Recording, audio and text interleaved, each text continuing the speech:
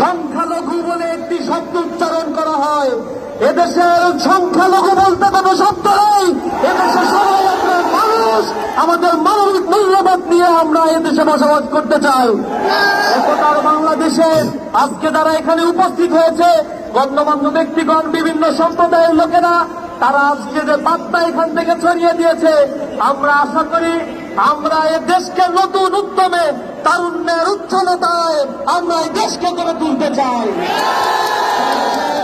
আমরা বলতে চাই, এই বাংলাদেশকে যদি কারো ষড়যন্ত্র করার সাপ জাগে, আবার যদি কারো ভয় করে এই বাংলাদেশকে ফেসিবাদের দোষে আমরা এগিয়ে আসতে চাই, সাধারণ ছাত্র জনতা তাদেরকে এই বাংলাদেশে এক মুহূর্তে থাকতে দেবে না।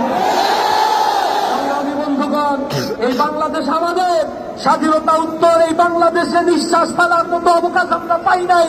আমাদেরকে নানা ধরনের ত্যাগ দিয়ে এদেশের মানুষের বাক স্বাধীনতা, সাংবিধানিক মানবিক মূল্যবোধকে কমিয়ে দেওয়ার জন্য চেষ্টা করা হয়েছে। আজ মানুষেরা জেগে উঠেছে, জাগ্রত মানুষের কণ্ঠস্বরকে রোধ করার মতো কোনো চক্রান্ত করার মতো কোনো শক্তি নাই। আমি সর্বোপরি বলতে চাই, আমাদের ঘরে আলোর অভাব কবু নাহি হবে আর, আকাশ আলোক বাঁধিয়ে আমি দূর করিবে অন্ধকার, শেষ শ্যামলা এই মাটি মার অঙ্গ পুষ্ট করে আনিবে অটুট স্বাস্থ্য সবল দেহ মন ঘরে ঘরে। আমরা আনিব ফুল ও ফসল, পাখিরা তারা নভর, জগৎ করিব মধুময়, প্রাণে প্রাণে প্রীতিডোর। আমরা প্রতিটি প্রাণের বন্ধনে এই স্বাধীন সার্বভৌম দেশকে গঠন করব।